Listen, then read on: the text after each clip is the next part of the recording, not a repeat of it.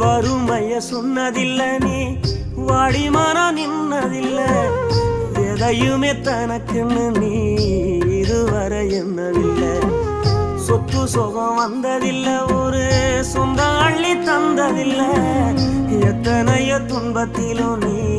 யாரையுமே நுந்ததில்லை உழைச்சி